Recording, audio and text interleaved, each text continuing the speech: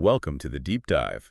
Today we're jumping into the material you sent us, excerpts from Steven Hyden's book, Long Road, Pearl Jam and the Soundtrack of a Generation. A look at a band that, well, really defined an era for a lot of people. Absolutely. And Steven Hyden, he's a respected music critic, knows his stuff. This isn't just a straightforward bio. Our mission here really is to unpack why Hyden frames Pearl Jam as the soundtrack of a generation, specifically Generation X, and, what gives their story and their music such staying power. Makes sense. And just for context, the hardcover came out September 2022, with the paperback following in October 2023. Lots of different ISBNs floating around, which tells you something about the interest. You sent this our way, and we figure it's because you're also curious about that lasting impact, that connection they forged. So let's get into it. Okay, let's break it down. One of the first things that really jumps out is the book structure. It's unusual, like a mixtape.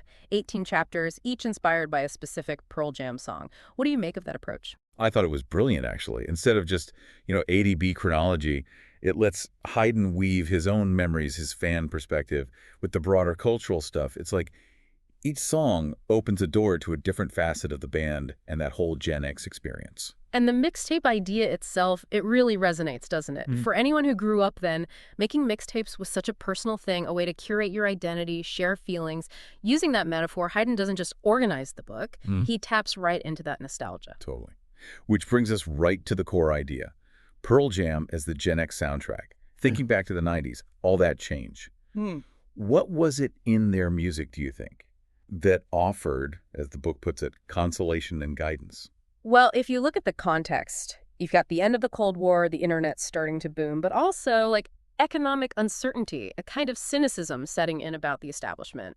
Pearl Jam's music, often really introspective, dealing with alienation, injustice, trying to be authentic.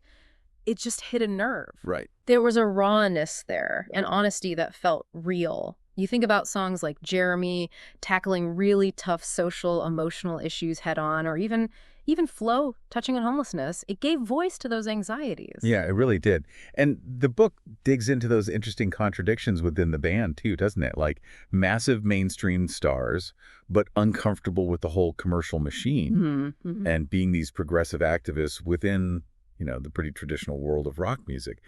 How did they manage that tension? What does it say about their authenticity?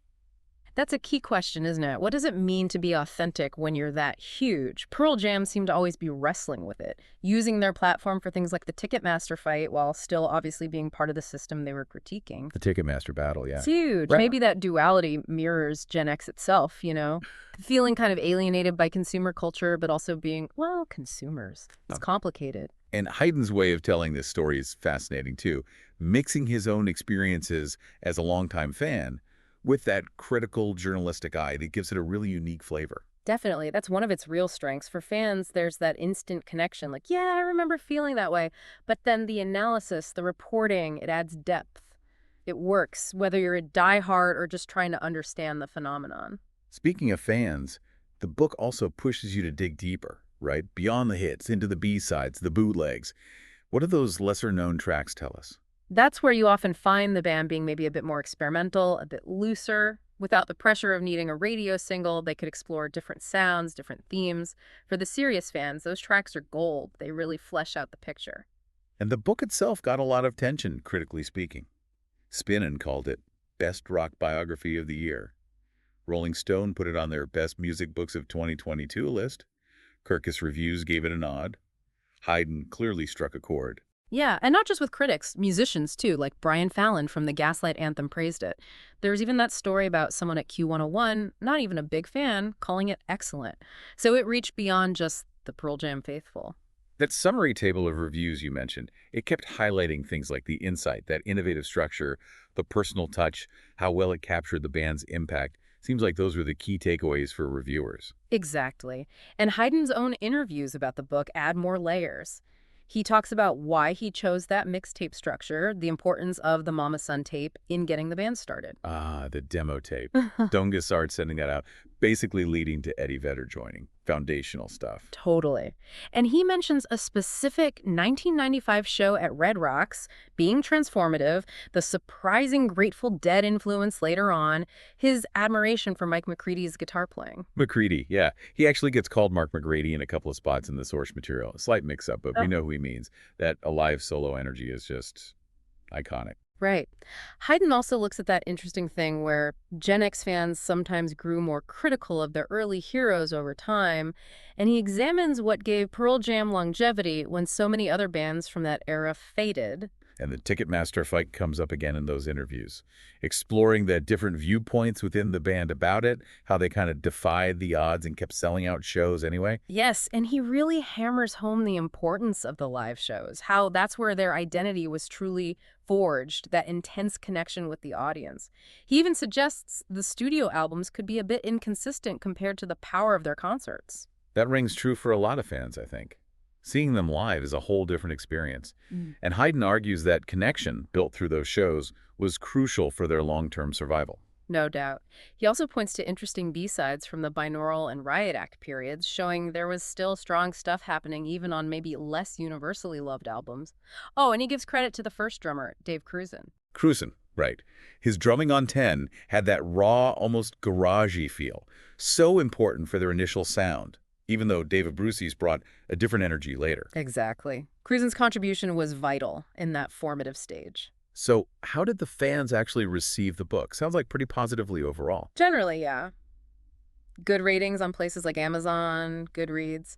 A lot of comments about the nostalgia factor, enjoying revisiting the band's journey through Haydn's lens. People seem to like his writing style, how he put the music in context. Makes sense if you lived through it and Pearl Jam was your band. Definitely. But there were some criticisms too, naturally. Some felt it focused maybe a bit too much on Eddie Vedder over the other members. Which can happen. He's the front man, the focal point for many. True.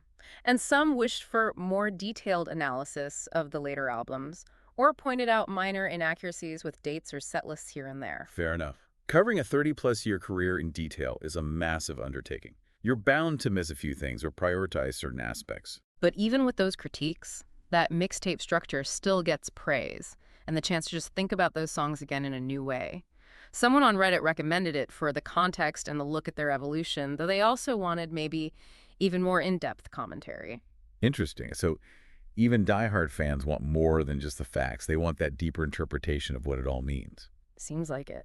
And the book covers so much ground. Their formation in the grunge explosion, the absolutely vital role of the live shows, the Ticketmaster saga, how they navigated internal issues, the awful Roskilde tragedy. Roskilde. Yeah. Such a difficult moment. How they handled that says a lot. It really does. Hyden also gives a critical look at the discography, acknowledging, that opinions vary on later work. He explores their unique concert culture, the official bootlegs, the constantly changing set lists. Oh, the bootlegs. Yeah. Amazing for fans, and the set lists mean you never see the same show twice. Exactly. Plus their place in the whole Seattle scene, their long history of political activism. Hyden really paints a picture of the whole band, its context, its impact. And it's important to remember, like you said, it's not a standard biography. It's more thematic, exploring the career and the cultural footprint. Right, which lets him focus on the threads most relevant to his soundtrack of a generation argument. And for anyone interested, the book's widely available, hardcover, paperback, ebook, audiobook, easy to find. Great. Okay, so wrapping up this deep dive, what's the main takeaway from Long Road? I think the key takeaway is that Long Road makes a compelling case for Pearl Jam being more than just a band.